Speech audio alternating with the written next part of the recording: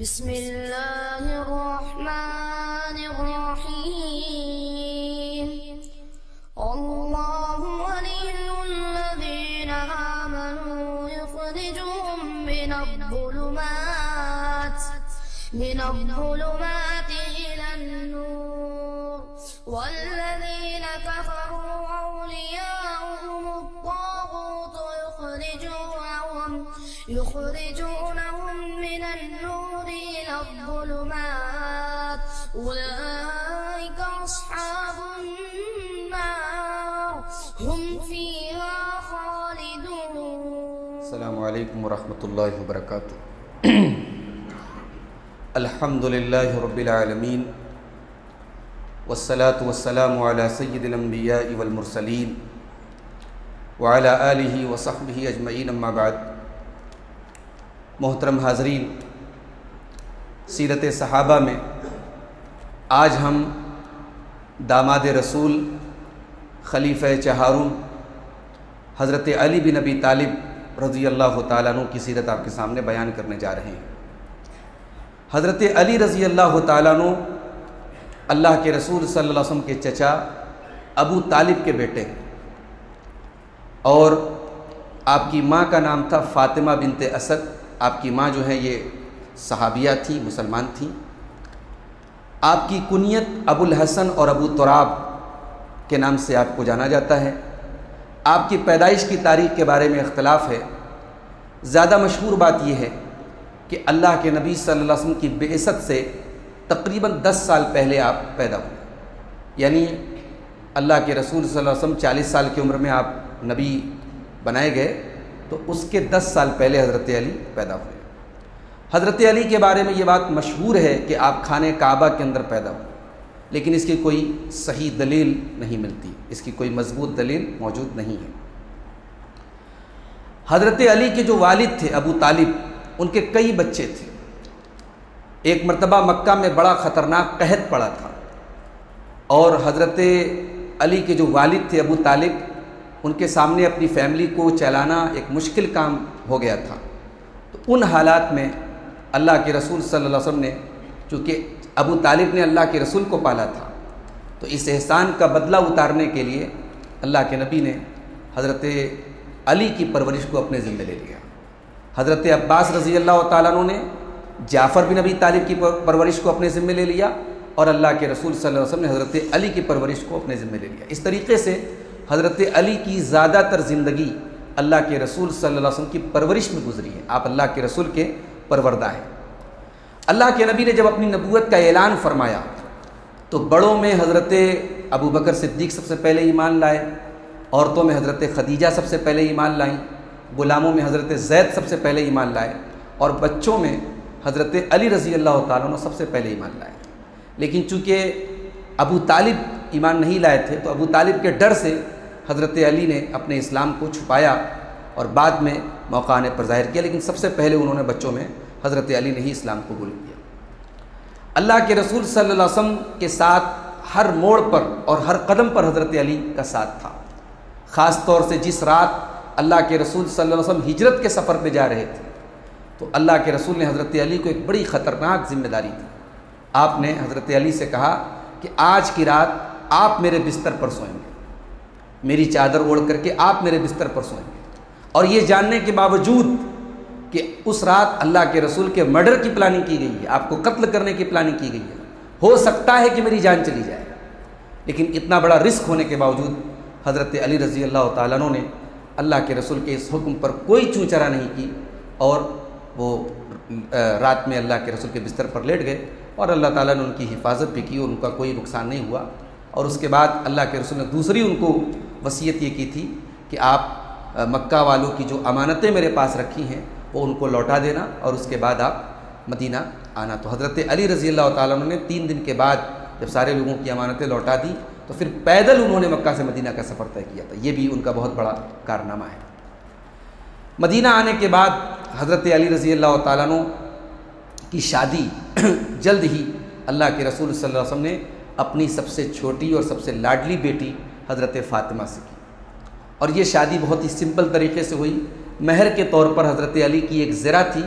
اسی کو بیچ کر کے اس کی جو قیمت تھی چند درہم، وہ حضرت علی کا مہر ہوا، اور بہت ہی سمپل اور سادہ طریقے سے اللہ کے رسول نے اپنی بیٹی حضرت علی کو کے نکاح میں دے دی۔ اور ہم یہ جانتے ہیں کہ حضرت علی مالی اعتبار سے بہت کمزور تھے، فائنینشیلی بہت کمزور تھے، لیکن چونکہ ان کا کردار، ان کا کیریکٹر، ان کا ایمان بہت مضبوط تھا، اس لیے اللہ کے نبی صلی اللہ علیہ وسلم نے اپنی سب سے لاڈلی اور سب سے چھوٹی بیٹی ان کے نکاح میں دی۔ حضرت علی اللہ کے رسول کے ساتھ تمام غزوات میں شامل ہوئے۔ غزوہ بدر میں حضرت علی رضی اللہ تعالیٰ عنہ کے ہاتھ میں مسلمانوں کا جھنڈا تھا۔ جنگ احد میں جب حضرت مصعب بن عمیر شہید ہو گئے، ان کے شہید ہونے کے بعد اسلامی پرچم، اسلامی جھنڈا حضرت علی نے اپنے ہاتھوں میں تھاما۔ اور غزوہ احد میں جب ایک موقع وہ آیا کہ مسلمان میدان چھوڑ کر کے بھاگنے لگے اور بہت سخت ماحول ہو گیا، تو اللہ کے رسول صلی اللہ علیہ وسلم کے ساتھ جو چند صحابہ ڈٹے تھے میدان جنگ میں، اس میں حضرت علی بن ابی طالب رضی اللہ تعالیٰ عنہ بھی تھے، اور آپ کے بدن پہ 14 سے زیادہ زخم آئے تھے غزوہ احد کے اندر۔ غزوہ خندق میں آپ نے عرب کے بڑے مشہور پہلوان عمرو بن عبد ود کو قتل کیا تھا۔ جنگ حنین میں بھی جب بھگدڑ مچ گئی تھی، حضرت علی ثابت قدم تھے۔ صلح حدیبیہ کے موقع پر اللہ کے رسول صلی اللہ علیہ وسلم نے حضرت علی کو یہ ذمہ داری دی تھی کہ وہ صلح نامہ لکھ رہے تھے، اور اس موقع پر ایک بہت بڑی حضرت علی نے اللہ کے رسول کی محبت کی ایک مثال قائم کی کہ جب صلح نامہ میں یہ مطالبہ کیا گیا کہ محمد الرسول اللہ کاٹ کر کے محمد ابن عبداللہ لکھا جائے، تو حضرت علی نے انکار کر دیا، کہا کہ یہ نہیں مانتے آپ کو اللہ کا رسول، لیکن میں مانتا ہوں، میں رسول اللہ کا لفظ نہیں مٹا سکتا۔ پھر اللہ کے رسول صلی اللہ علیہ وسلم نے ان سے پوچھا، اور جب انہوں نے اشارہ کیا اور ہاتھ سے بتایا، تو اس لفظ کو اللہ کے رسول نے اپنے ہاتھ سے کاٹا۔ حضرت علی کاٹنے کے لیے تیار نہیں ہوئے۔ حضرت علی کی اگر فضائل کی بات کریں، آپ ان 10 صحابہ میں سے ہیں جن کا نام لے کر کے پیارے نبی صلی اللہ علیہ وسلم نے جنتی ہونے کی بشارت سنائی ہے۔ غزوہ تبوک کے موقع پر جب اللہ کے نبی تبوک جا رہے تھے اور آپ نے حضرت علی کو مدینہ کی حفاظت اور مدینہ کی نگرانی کرنے کے لیے اپنے پیچھے چھوڑا، تو حضرت علی بہت اداس ہو گئے کہ اللہ کے رسول جا رہے ہیں، صحابہ جا رہے ہیں، اور مجھے عورتوں اور بچوں میں چھوڑ کے جا رہے ہیں۔ تو اس موقع پر اللہ کے رسول صلی اللہ علیہ وسلم نے حضرت علی سے کہا تھا، الا ترضى ان تكون منی بمنزلۃ ہارون من موسیٰ، اے علی کیا تم اس پر خوش نہیں ہو کہ تمہارا میری نظر میں وہی مقام ہے جو موسیٰ علیہ السلام کی نظر میں ان کے بھائی ہارون کا تھا۔ جب موسیٰ علیہ السلام کوہ طور پہ جا رہے تھے تو اپنا جانشین بنا کر کے اپنے بھائی ہارون کو گئے تھے، تو آج میں تبوک جا رہا ہوں اور تم کو مدینہ میں اپنا جانشین بنا کے جا رہا ہوں، لیکن ہاں ہارون نبی تھے، لیکن میرے بعد کوئی نبی آنے والا نہیں ہے۔ اسی طریقے سے جنگ خیبر کے موقع پر جب مسلمانوں نے انٹری کی خیبر میں، تو اللہ کے رسول صلی اللہ علیہ وسلم نے صحابہ سے کہا کہ کل میں جنگ خیبر کا جھنڈا اس انسان کے ہاتھ میں دوں گا جس کے ہاتھوں پر اللہ تعالیٰ ہم سب کو کامیاب کرے گا، فتح دے گا، اور جو اللہ اور اس کے رسول سے محبت کرتا ہے اور اللہ اور اس کے رسول اس سے محبت کرتا ہے۔ تمام صحابہ رات بھر یہ سوچتے رہے کہ یہ جھنڈا کس کو ملے گا۔ حضرت عمر فاروق کہتے ہیں پہلی بار میرے دل میں عہدہ کی خواہش پیدا ہوئی، کبھی میرے دل میں عہدہ کی خواہش پیدا ہوئی، لیکن آج نبی کی زبان سے یہ الفاظ سن کر کے میرے دل میں خواہش پیدا ہوئی کہ کل جھنڈا میرے ہاتھ میں ملے۔ اور اگلے دن جب صبح ہوئی تو اللہ کے رسول نے پہلا جملہ یہ کہا، این علی بن ابی طالب، علی بن ابی طالب کہاں ہے؟ پتہ لگا کہ حضرت علی کی آنکھوں میں تکلیف ہے اور وہ اس وجہ سے نہیں آ پائے۔ تو اللہ کے رسول نے حضرت علی کو بلایا اور آپ نے اپنا لعاب ان کی آنکھوں میں لگایا اور ان کی آنکھ بالکل ٹھیک ہو گئی، اور اس کے بعد آپ نے جنگ خیبر کا جھنڈا حضرت علی کے ہاتھ میں دیا اور اللہ نے ان کے ہاتھ پہ خیبر کو فتح کی، اس لیے حضرت علی کو فاتح خیبر بھی کہا جاتا ہے۔ حضرت علی اللہ کے رسول صلی اللہ علیہ وسلم کے داماد بھی ہیں اور آپ کے اہل بیت میں شامل ہیں۔ عام طور سے داماد اہل بیت میں شامل نہیں ہوتا، لیکن حضرت علی کی یہ خصوصیت ہے کہ اللہ کے نبی صلی اللہ علیہ وسلم نے آپ کو اپنے اہل بیت میں شامل کیا۔ چنانچہ صحیح مسلم کی روایت ہے کہ آپ نے ایک دن اپنی چادر میں اپنی بیٹی فاطمہ کو اور اپنے نواسوں حسن اور حسین کو اور حضرت علی کو، ان چاروں لوگوں کو اپنی چادر میں شامل کیا، اور اس کے بعد آپ نے فرمایا ہؤلاء اہل بیتی، یہ لوگ میرے اہل بیت ہیں۔ یعنی ایک تو اہل بیت آپ کی بیویاں ہیں جو قرآن کی روح سے اہل بیت ہیں، اور پھر اس حدیث کی روشنی میں اللہ کے رسول نے ان چاروں ہستیوں کو، حضرت علی، حضرت فاطمہ، حضرت حسن، حضرت حسین، ان سب کو اپنے اہل بیت میں شامل کیا۔ صحیح مسلم کی روایت ہے، حضرت علی کہتے ہیں کہ اس اللہ کی قسم جس نے دانے کو پھاڑا اور جس نے انسان کی روح کو پیدا کیا، نبی امی نے مجھ سے یہ وعدہ کیا تھا ان لا یحبنی الا مؤمن، کہ مجھ سے محبت وہی کرے گا جو مومن ہوگا، اور مجھ سے نفرت وہی کرے گا جو منافق ہوگا۔ اللہ کے رسول کی جب وفات ہوئی تو آپ کے کفن دفن میں آپ کے اہل بیت، آپ کے گھر والے شامل تھے، اور اس میں حضرت علی رضی اللہ تعالیٰ عنہ پیش تھے۔ اللہ کے رسول کی وفات کے بعد حضرت ابوبکر کے دور میں، حضرت عمر کے دور میں، حضرت عثمان غنی کے دور میں حضرت علی کی پوزیشن بڑی مضبوط تھی، اور تینوں خلفاء کے دور میں یعنی ایک اہم مشیر تھے حضرت علی، اور ان کے رائے اور مشورے کے بغیر کوئی بڑا اسٹیپ نہیں لیا جاتا تھا۔ جب حضرت عثمان غنی کی شہادت ہوئی اور مدینہ کا اور پورے عالم اسلام کی سچویشن بڑی نازک ہو گئی، تو مہاجرین اور انصار نے حضرت علی کو خلیفہ منتخب کیا، اور حضرت علی کے ہاتھ پر لوگوں نے بیعت کی، اور آپ مسلمانوں کے چوتھے خلیفہ منتخب ہوئے۔ لیکن حضرت علی کے دور میں چونکہ وہ بلوائی اور وہ فسادی جنہوں نے حضرت عثمان غنی کو قتل کیا تھا، وہ بہت پاور میں تھے، اور ان کا کنٹرول مدینہ کے اوپر زیادہ تھا، اس لیے حضرت عثمان غنی کے قاتلوں کے ایشو کو لے کر کے حضرت علی کے درمیان اور دیگر صحابہ کے درمیان کچھ اختلافات ہو گئے، اور یہ اختلافات بڑھتے چلے گئے، جو دو بڑی جنگوں میں بدل گئے۔ ایک جنگ ہوئی تھی جنگ جمل،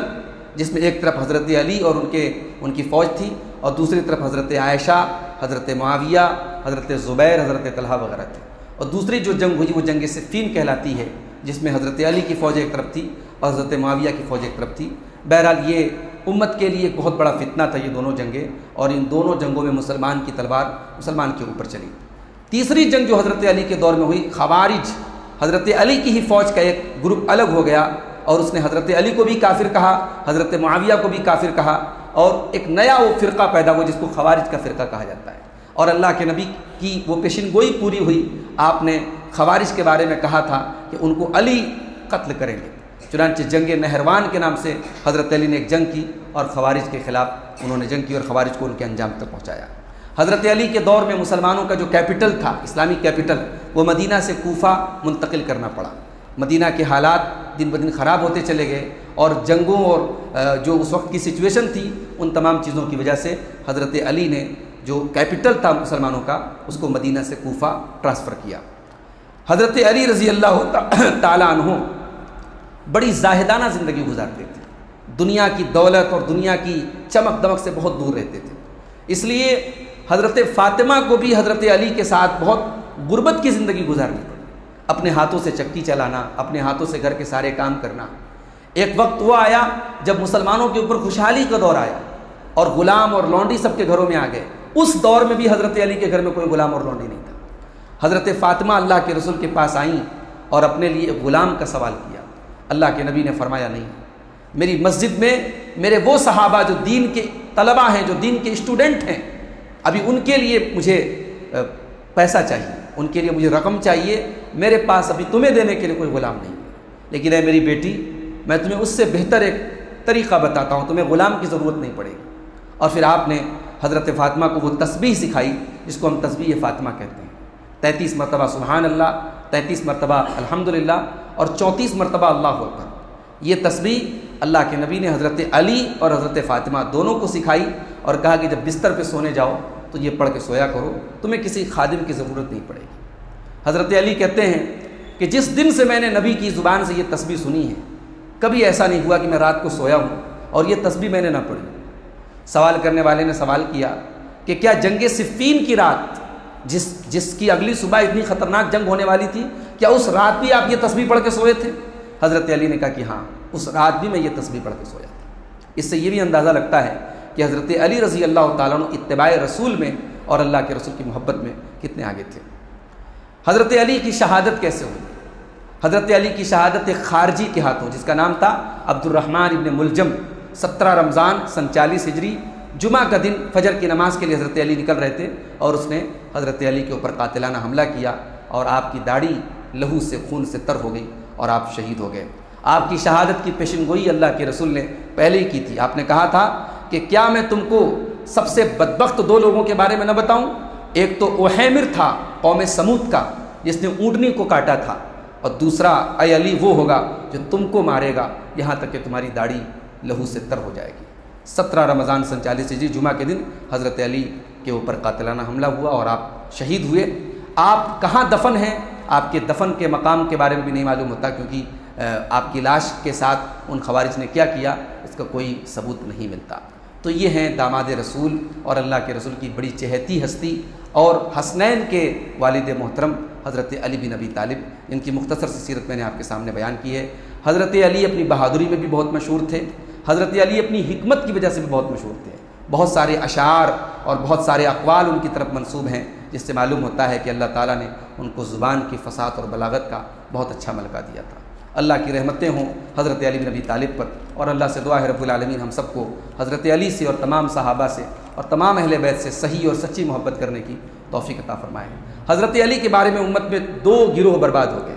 ایک روافظ کا شیعوں کا فرقہ جس نے حضرت علی کو نعوذ باللہ اتنا اونچا بڑھا دیا کہ ان کو مشکل کشا بنا دیا، ان کو اللہ کے مقام تک پہنچا دیا، اور ان کو لے کر کے دوسرے صحابہ کو گالیاں دیں۔ اور دوسرا وہ طبقہ تھا جو نواسب کا طبقہ تھا، جس نے حضرت علی پر لعنت ملامت کی، حضرت علی کو برا بھلا کہا۔ ان دونوں کے بیچ میں جو صحیح منہج ہے وہ اہل سنت والجماعت کا ہے کہ ہم حضرت علی رضی اللہ تعالیٰ عنہ کے سارے عظمت اور سارے مقام کو مانتے ہیں، مگر ہم علی کا پہلا نمبر نہیں مانتے، علی کا چوتھا نمبر مانتے ہیں۔ ہم صحابہ کرام میں علی کا چوتھا نمبر مانتے ہیں، اور حضرت علی اللہ کے رسول کے چہیتے اور اللہ کے رسول کے اہل بیت میں سے ہیں اور خلیفہ راشد ہیں، اور آپ کی جو بھی فضیلت ہے وہ ہم تسلیم کرتے ہیں، لیکن نعوذ باللہ آپ کو اللہ کے مقام تک یا نبی کے مقام تک پہنچانے کو جائز ہم نہیں سمجھتے۔ وآخر دعوانا ان الحمد للہ رب العالمین، والسلام علیکم ورحمۃ اللہ وبرکاتہ۔